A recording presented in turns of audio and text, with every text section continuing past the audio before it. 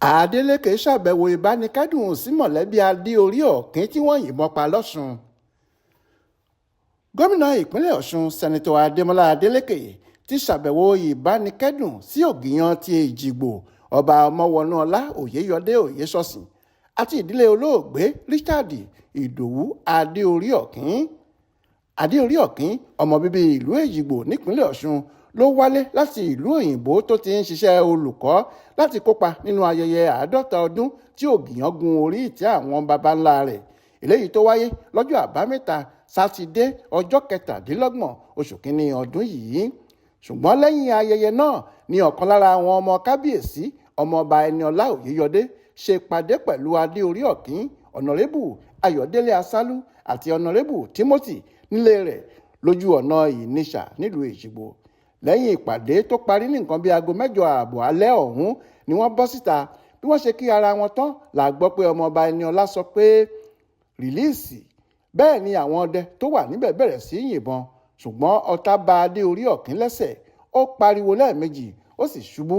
Lẹ́yìn náà ló gbẹ́mìí mì nílé ìwòsàn kan nílùú ọ̀hún. Àmọ́ ṣá o, lọ́jọ́ àìkú Sunday ọjọ́ 4 oṣù kejì ọdún yìí ni gómìnà Adeleke ṣàbẹ̀wò sí ààfin ìlú náà. Ó ṣàpèjúwe ikú ọkùnrin olóṣèlú ọmọ ẹgbẹ́ PDP ọ̀hún gẹ́gẹ́ bí èyí tó dá ọkàn ẹni rú púpọ̀. Ó ní inú ìdùnnú àti ayọ̀ ló yẹ kí gbogbo èèyàn wà nílùú náà pẹ̀lú ayẹyẹ ńlá tí ògìyàn ṣe ọ̀hún, ṣùgbọ́n ìṣẹ̀lẹ̀ burúkú náà bà gbogbo nǹkan jẹ́.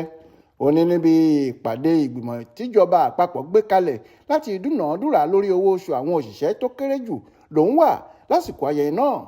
Àgbọ́sọgbánù sì ni ìròyìn náà jẹ́ nígbà tí òun gbọ́.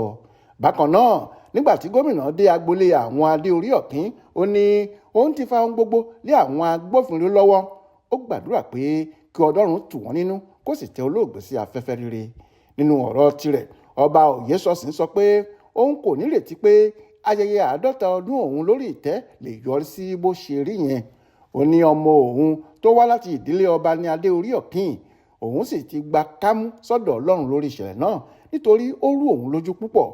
Lára àwọn tí wọ́n tẹ̀lé Adeleke lọ síbẹ̀ ni olórí ilé ìgbìmọ̀ asòfin ọ̀nàrẹ́bù Adéwálé Ẹgbẹ́dùn, kọmíṣánná fún ọ̀rọ̀ ilẹ̀ George Alabi, kọmíṣánná fún ọ̀rọ̀ ìjọba ìbílẹ̀ Dosù Babátúndé, olùdámọ̀ràn fún gómìnà lórí ọ̀rọ̀ ààbò Samuel Òjó àti bẹ́ẹ̀ bẹ́ẹ̀ lọ.